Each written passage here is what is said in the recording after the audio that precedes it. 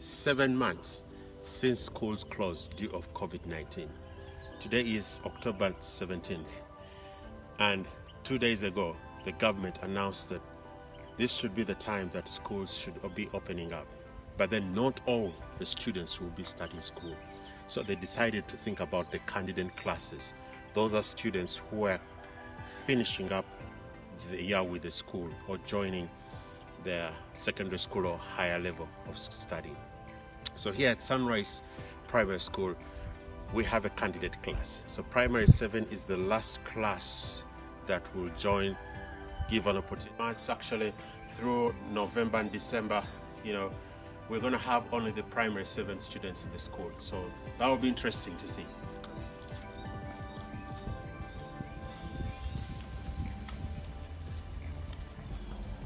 So this is the girls' dormitory, and as you know,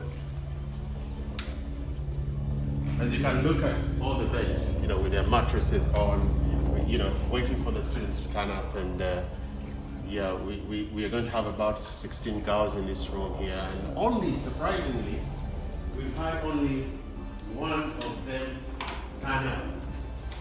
And she's called Shalita. Hey, Shalita, come and say hi.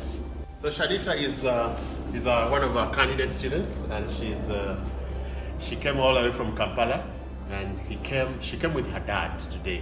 So she's getting her bed set up and her things set up so that she's the first to come and come at school. So Shanita, how was your holiday? 7 months at home. How was it? It was good? You loved it? Yes. Did you miss school? Yes. So you're the only one here. How do you feel? Would you feel lonely today? Suppose no other student turns up today. Will you be able to stay here on your own?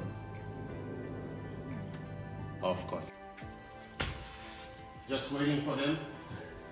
The mattresses on their beds. Actually, when they left in March, they didn't take their suitcases. So you can see they're all laid on their beds, lying on their beds, and we thank our friends in Maine who are able to construct these strong stands to keep their suitcases on. Max and his team, and they did a great job to get this thing. So we are here waiting for them, and we hope things will get back to normal. All the other students are most expected to start in January next year, but we started, and we're believing God for great things. Thank you. Well, we're all set for the candidate students to come.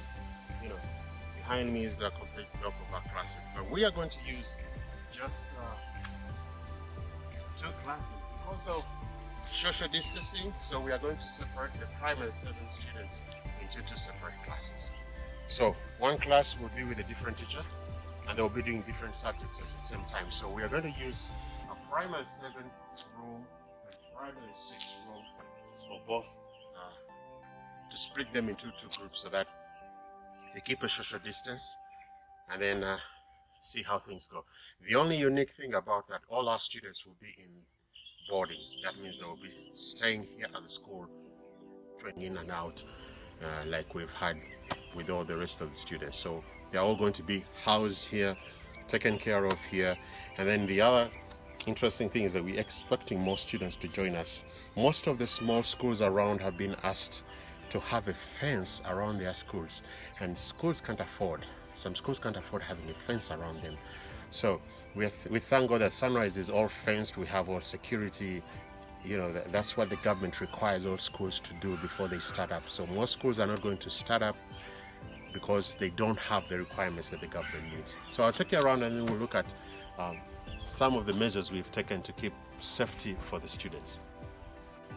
Every school is required to have this. It's a temperature gun, and it costs about $50 here. So, and there are many makes. Some makes are not good, some are not really long lasting. So we bought this one for Sunrise, and every child who comes through this gate or parent is required to start right from here, and then they'll wash their hands. They'll open up the water, wash their hands, dry them well, and then there will be someone here to check their temperature, and then they'll record the name of each person who comes in and the temperature that they had on them. So try out myself. and see how things are.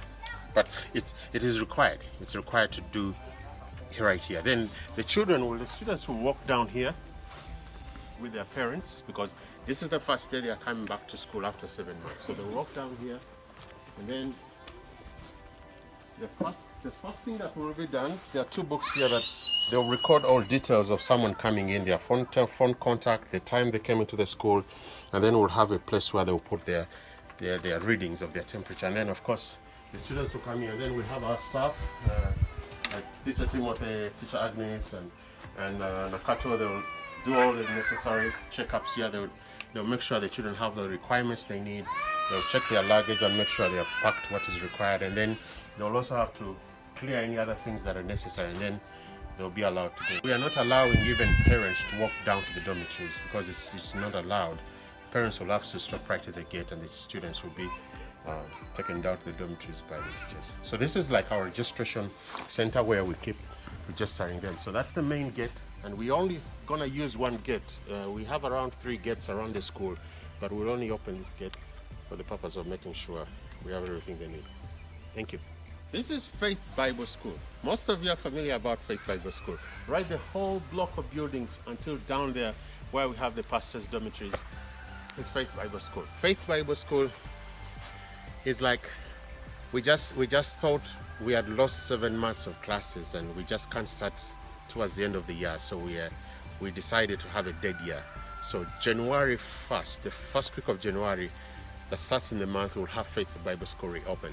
But we are grateful for what God is doing. The pastors have taken this time to stay with their families. They have taken this time during COVID to make sure they are reaching out to the people. The churches had been closed for almost 7 months, but the churches were open, and they were only given a limit of 70 people in each service.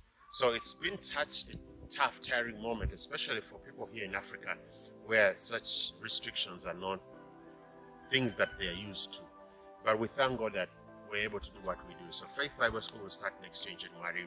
Still will have a first and second year students moving on until we get them to the end of the season. So thank you for your prayers. Thank you for your commitment. Thank you for praying for us. Thank you for supporting us. Even all through this time of COVID, when everything has been hard, we want to thank you very much for your support. You've continued praying for us. You've supported us financially, spiritually, and we've not lacked. Yes. This is our school kitchen, and right now we're preparing for the students that we expect to be here this Sunday and Saturday. So right now we're just preparing beans, and then our cooks are back, and we're trying to get things together. It's been again 7 months of everything shut down, so rebuilding, putting everything back to working normal. So it's what COVID has done, and this is a food store where we store all the foods for the school and all the other stuff. And even right now, here at the school kitchen, at least every time they're out or hanging around or going to food or going for lunch or doing other things, so we have to do that. Right, even now here we have a tank that will house water, so when they come to have their food, they'll have to wash their hands here. Then when they go to the bathrooms, the toilets, they have to wash their hands. When they enter into the school, we have put all centers that they'll have to keep their hands washed all the time. So, but we're grateful that we can start and get students back into school and, continue having fellowship with them, because that's what we do. Right here I'm with Justin. Most of you know Justin. Justin is like the principal of Sunrise. He's like the administrator. She does everything. So Justin, I've made a few videos going around and showing people what is happening with Sunrise now, opening up after 7 months. What do you think it is like for the parents and the students during this time that they have not been in school for almost 7 months, and now they're starting school? Well, it's quite exciting right now. It's been a long time, and it's been quite hard on the parents, but it's now good news, especially that they're going to learn and they're going to enjoy school.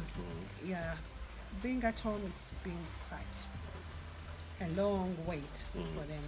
But we are happy to receive them and we are excited to have them again in school. So there are a lot of government guidelines, and how have you prepared the children? I know there are a lot of guidelines. How have you prepared Sunrise as a school to meet all those SOPs, those guidelines that the government requires to open up a school, especially in time of COVID? It's going to be quite a little bit challenging to the children. It's a new life, a new kind of behaviors they have to adopt. But it's something I'm sure they are going to learn. And being school, we learn a lot of things. So this is the place